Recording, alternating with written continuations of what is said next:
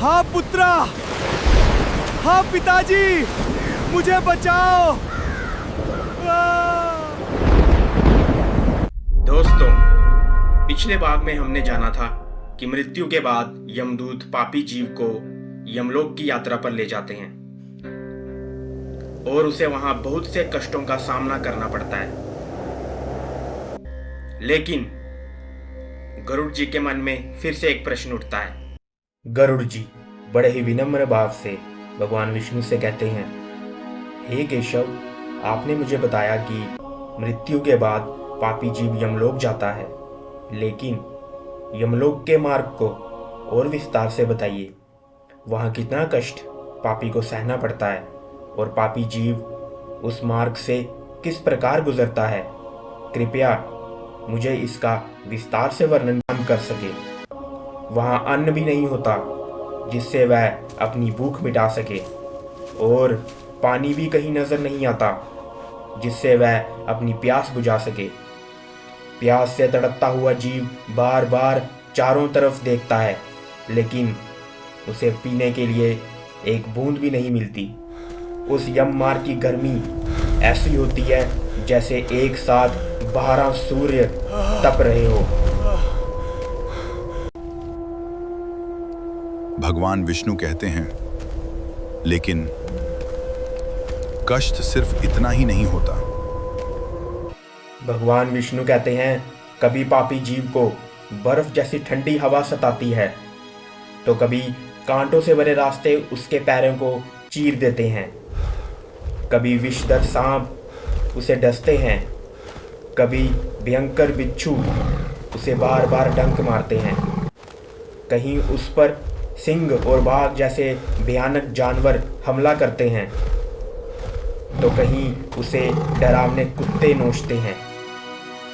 कभी उसका शरीर आग में जलता है और कभी उसे अलग अलग प्रकार की पीड़ा सहनी पड़ती है। भगवान विष्णु फिर कहते हैं, इस प्रकार कष्ट सहते हुए पापी जीव एक अति भयानक नरक के पास पहुंचता है जिसका नाम है 80 पात्रा वन।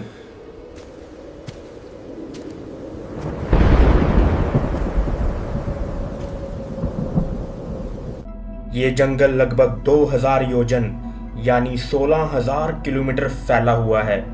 भगवान विष्णु आगे गरुड़ जी से कहते हैं, हे पक्षीराज, यम मार्ग की पीड़ा यहीं समाप्त नहीं होती। जब पापी जीव 80 पात्र वन में प्रवेश करता है तो उसके सामने और भी भयानक दृश्य आते हैं। ये जंगल काले कौवों, उल्लुओं, गिद्धों, बगुलों और दूसरे भयानक पक्षियों से भरा हुआ है। चारों तरफ भयंकर गर्मी यानी जंगल की आग जल रही होती है।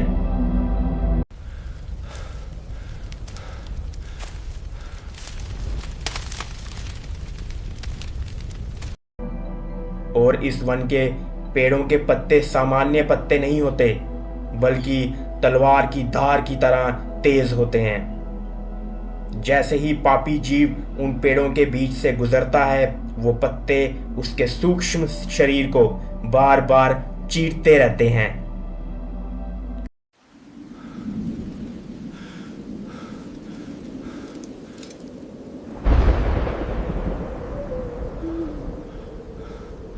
लेकिन उसके लिए रुकना भी संभव नहीं होता, क्योंकि यमदूत उसे लगातार आगे बढ़ने पर मजबूर करते रहते हैं। इस कठिन यात्रा के दौरान कभी वह गहरे अंधे कुओं में गिरता है,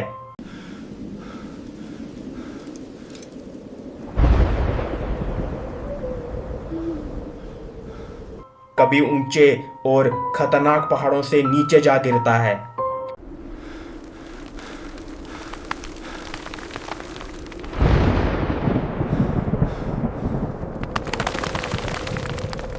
कभी उसे छुरी की धार जैसे तेज रास्तों पर चलना पड़ता है।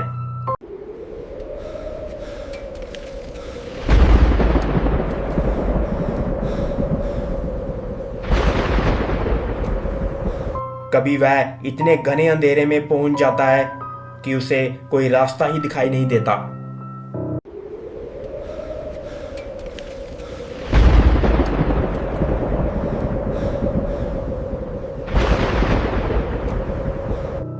कभी भयानक और अशांत जलाशयों में गिरता है तो कभी जोंकों से भरे कीचड़ में धंस जाता है।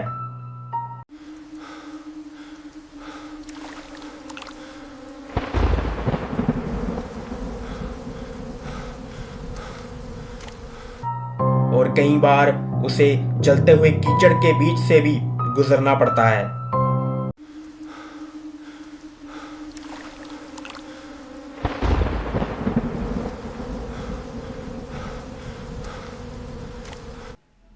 लेकिन कष्टों का सिलसिला अभी भी खत्म नहीं होता।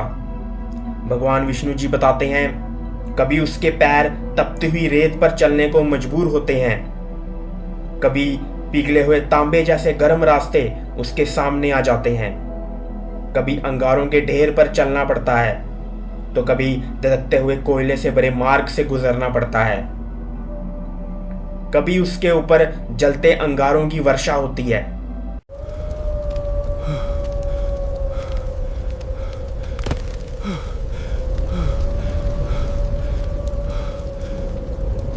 कभी बिजली के साथ बड़े बड़े पत्थर गिरते हैं।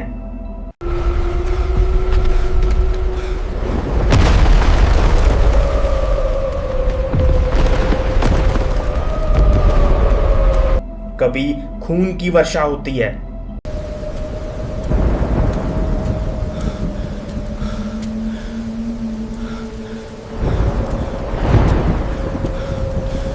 तो कभी तेज धार वाले हथियारों की।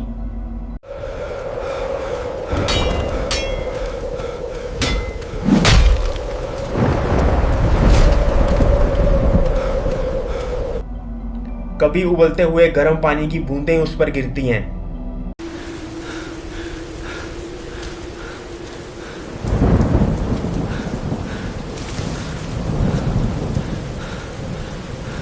कभी खारे और जहरीले कीचड़ की बारिश होती है।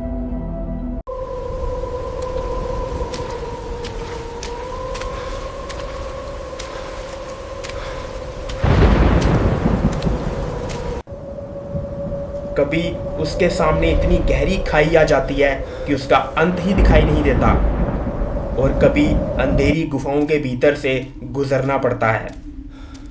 और इसके सबके बीच तो कहीं मवाद, खून और विष्ठा से भरे हुए तालाब उसका रास्ता रोकते हैं।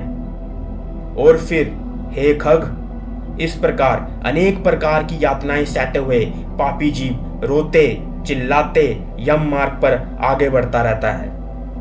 लेकिन उसकी पीड़ा अभी समाप्त नहीं होती।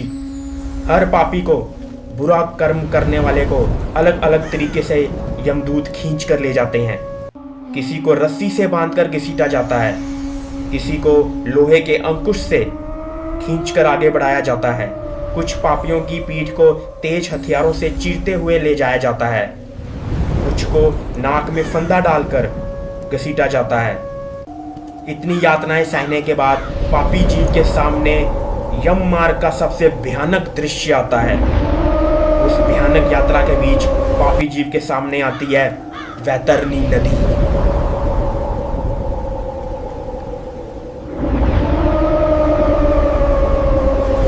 भगवान विष्णु जी कहते हैं, हे अदिति पुत्र, यम मार्ग के मध्य बहने वाली वैतरनी नदी अत्यंत भयानक और कष्ट देने वाली है। सिर्फ उसका नाम सुनकर ही भय उत्पन्न हो जाता है। तो फिर उसका दृश्य देखकर जीव की क्या स्थिति होती होगी, इसका तुम स्वयं अंदाजा लगा सकते हो। ये नदी बहुत विशाल बताई गई है। इसमें साफ पानी नहीं बल्कि पीप, खून और दूसरे गंदे द्रव्य बहते रहते हैं। इसके दोनों किनारे हड्डियों के ढेर से भरे होते हैं और इसके अंदर मांस और खून से भरा हुआ कीचड़ होता है, जिसे पार करना पापी जीव के लिए अत्यंत कष्टदायक होता है। भगवान विष्णु गरुड़ जी से कहते हैं, हे गरुड़, इस नदी में विशाल मगर और घड़ियाल रहते हैं और चारों तरफ भयानक मांसाहारी पक्षी मंडराते रहते हैं। जब पापी जीव इस नदी के किनारे पहुंचता है तो उसे देखकर वैतरनी और भी भयानक रूप धारण कर लेती है। उसका पानी ऐसे उबलने लगता है जैसे आग पर रखी हुई तेल से बड़ी कढ़ाई खोल रही हो। इसके बाद भगवान विष्णु उसका और भी डरावना वर्णन करते हैं। इस नदी में सुई की तरह तेज मुंह वाले भयानक कीड़े रहते हैं। वज्र के समान सख्त चोंच वाले बड़े बड़े गिद्ध और कौवे चारों तरफ घूमते रहते हैं। ये नदी शिशुमार, मगर, जोंक, मछलियों, कछुओं और अनेक मांसाहारी जल जीवों से भरी हुई है। जो पापी इसके प्रवाह में गिर जाते हैं वो जोर जोर से चिल्लाते हैं, हाँ पुत्रा, हाँ पिताजी, मुझे बचाओ। लेकिन उनकी पुकार सुनने वाला वहां कोई नहीं होता। भूख और प्यास से व्याकुल होकर कुछ पापी मजबूरी में उसी नदी का खून पीने लगते हैं। उसकी गरज इतनी भयानक होती है कि सिर्फ उसकी आवाज सुनकर ही पापी का साहस टूट जाता है, और जो उस नदी को देखता है वह भय और दुख से लगभग बेहोश हो जाता है। लेकिन कष्ट अभी भी समाप्त नहीं होते। वहां गिरने वाले पापी की रक्षा करने वाला कोई नहीं होता। नदी के प्रवाह में हजारों भयानक भंवर बने होते हैं जो पापी को खींचकर नीचे ले जाते हैं। एक पल के लिए वह गहराई में डूब जाता है और दोबारा ऊपर आ जाता है, सिर्फ इसलिए ताकि उसकी पीड़ा और लंबी चले। भगवान विष्णु कहते हैं, हे गरुड़, वैतरणी नदी पापियों के लिए ही बनी है। ये सब सहते हुए उसे अपने जीवन भर के बुरे कर्म याद आने लगते हैं। उसके मन में सिर्फ एक ही बात चलती रहती है, काश मैंने ये पाप न किए होते। वह सोचता है, मुझे इतना दुर्लभ मनुष्य जन्म मिला था, फिर भी मैंने धर्म का पालन नहीं किया, न दान दिया, न यज्ञ और हवन किया, न तप किया, न देवताओं की भक्ति की, न तीर्थ सेवा की, और अब मुझे अपने ही कर्मों का फल भोगना पड़ रहा है।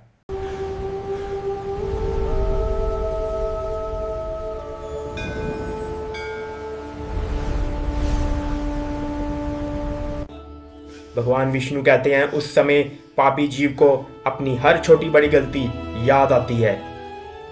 उसे याद आता है उसने कभी ब्राह्मणों का सत्कार नहीं किया, माँ गंगा की महिमा का सहारा नहीं लिया, सत्पुरुषों की सेवा नहीं की और जरूरतमंद लोगों की मदद भी नहीं की। इसलिए अब उसे अपने हर कर्म का फल भोगना ही पड़ेगा। भगवान विष्णु आगे कहते हैं, वह सोचता है, मैंने प्यासे पशुओं और पक्षियों के लिए कभी पानी की व्यवस्था नहीं की, कभी जलाशय या तालाब नहीं बनवाया, गायों और ब्राह्मणों की सहायता नहीं की, और आज मुझे अपने ही कर्मों का परिणाम भुगतना पड़ रहा है।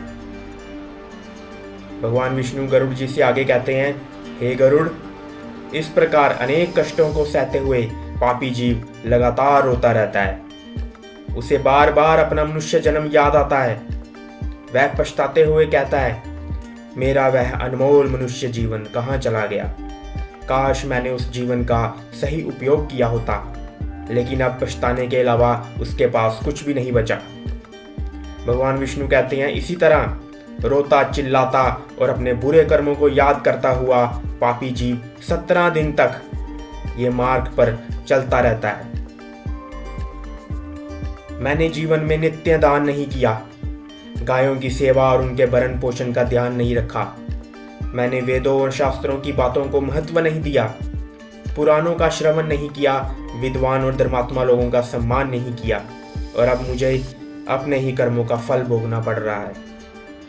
भगवान विष्णु बताते हैं, इसी प्रकार स्त्री जीव भी यम मार्ग में अपने कर्मों को याद करके पछताती है। वह कहती है, मैंने अपने पति की आज्ञा और हित का ध्यान नहीं रखा, पतिव्रता धर्म का पालन नहीं किया, गुरुजनों और बड़े बुजुर्गों का उचित सम्मान नहीं किया, और अब मुझे भी अपने कर्मों का फल भोगना पड़ रहा है। Karma shapes every destiny. None can escape its consequences.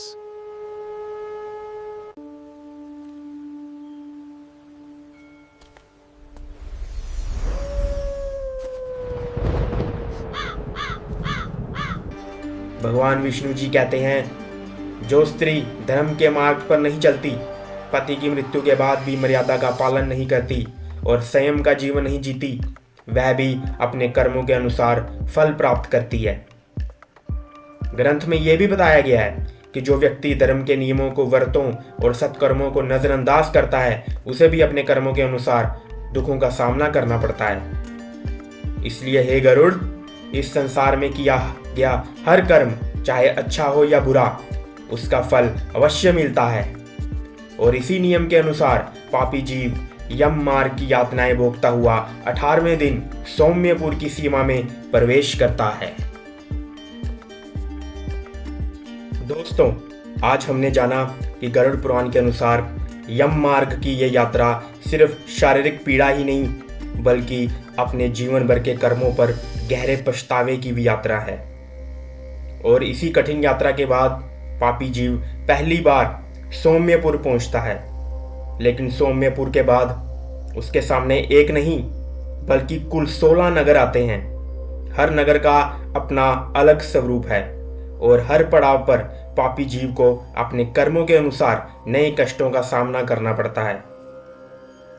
अगले भाग में हम जानेंगे सौम्यपुर कैसा है, बाकी 15 नगर किस प्रकार के हैं, पापी जीव उन्हें कैसे पार करता है और आखिर यमराज के दरबार तक पहुंचने के बाद उसके साथ और क्या क्या होता है। अगर आप गरुड़ पुराण को अध्याय दर अध्याय सरल भाषा में क्रम से सुनना चाहते हैं तो हमारे चैनल को जरूर सब्सक्राइब कर लीजिए। मैं मिलूंगा आपसे गरुड़ पुराण के अगले अध्याय में। तब तक के लिए धन्यवाद और कमेंट में जरूर लिखिए जय श्री हरि, राधे राधे।